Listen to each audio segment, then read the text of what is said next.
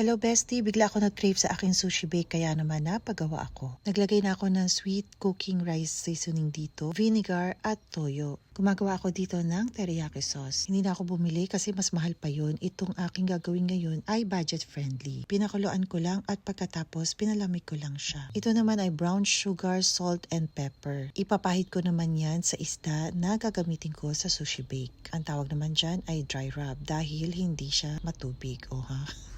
So ito na nga, pinapahid ko na nga siya sa salmon at yan talaga ang isda na ginagamit ko. Medyo affordable naman ang ganyang isda dito kaya carry lang. Pagkatapos kong pahiran yan, i-set aside ko lang yan for mga 10 minutes lang. Ito namang rice, yan yung ginagamit lang namin pang araw-araw at jasmine rice yan. Bagong luto yon. At ito na nga ang isda ay ready na, pati na rin yung teriyaki sauce. Dahil maliit lang naman itong isda na binili ko, air fryer na ang ginamit ko at syempre naka-ready na yun. Nakaset yan sa broil pagkatapos mga after 5 to 10 minutes, papahiran ko ulit nung teriyaki sauce. Habang iniintay ko yan, niready ko na yung aking rice. Tinimplahan ko yan ng sweet cooking rice seasoning. Pagkatapos yung furikake, rice seasoning din yan. Nori Bonito Sesame yung flavor na pinili ko. At syempre combination yon ng Bonito Flakes, seasoned seaweed at syempre yung sesame seeds. Gusto ko hinahalo yan hanggat mainit pa yung kanin kasi parang naluluto din yung seasoning. Dinamihan ko yung paglagay kasi nakita mo naman ang daming kanin yarn. After 5 minutes nga eto, pwede na yung isda at nagpahid ulit ako nung teriyaki sauce. Tapos ibabroil ko lang ulit yan ng 5 minutes. Kung wala kang oven or air fryer bestie, pwede na rin iperito mo yan. Basta i-basting mo lang ng paganyan para manuot nga yung lasa. Kung ayaw mo naman ng ganyan style dahil natatamad ka, suportahan ka. Habang nagiintay, inayos ko na yung seasoned rice. Disposable aluminum pans ang ginamit ko at maliliit lang. Pagkatapos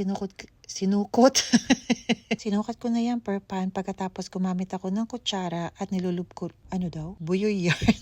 Nilulublub ko yung kutsara sa tubig para naman hindi madikit yung kanin kapag pinapantay ko na. Hanggang pangatlong basting ang ginawa ko dito sa salmon.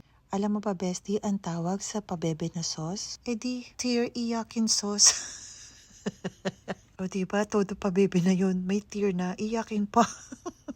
Akalain mo yun? Medyo matrabaho lang itong sushi bake bestie, kaya patience is really a virtue. At ito naman ay crab sticks, yung imitation crab meat yan. Merong maliliit yan pero ang nabili ko yung mahaba. Hihimayin ko lang yan pagkatapos hihiwain ko siya ng maliliit. Pagkatapos dadagdagan ko siya ng hiniwang sibuyas, mayonnaise at yung wasabi. Tapos hahaluin ko lang yan. Dinabihan ko yung wasabi para naman maglasa siya na sushi talaga. Haluin ko lang yan hanggang sa maging well combined sila. Yung rice vinegar hindi ko mahanap nung una kaya sweet rice seasoning ang ginamit ko. Mas masarap kasi kapag rice vinegar kasi may konting asim siya. Ito naman salmon luto na at hinimay ko lang yan. Pagkatapos nilagyan ko lang ng oil from chili garlic oil. Pagkatapos nilagyan ko ng honey. Hinala ko lang para mag-collab sila. Pagkatapos ililayer ko lang yan dyan sa rice. Uunahin ko yung crab meat mixture. Pagkatapos yung salmon. Ito naman maliliit na hiwa ng pipino. Tinanggal ko yung buto. Pagkatapos may spring onions din. Binubroil ko yan or tinotoast para naman may pagkatostado yung ibabaw. Mga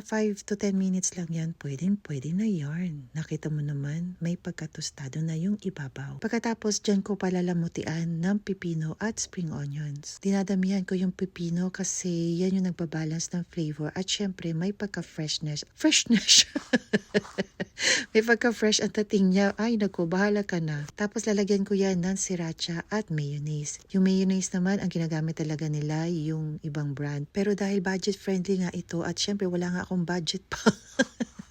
Kaya regular mayonnaise na lang ang ginamit ko. Tapos pinaibabawan ko ng sesame seeds. Ang ginagamit ko talaga dyan ay black sesame seeds pero wala ako nun. Itong regular lang. Dana bestie at syempre hindi natin kakalimutan ang roasted seaweed at yung chili garlic oil. Mapamil or merienda man, Lami Yarn.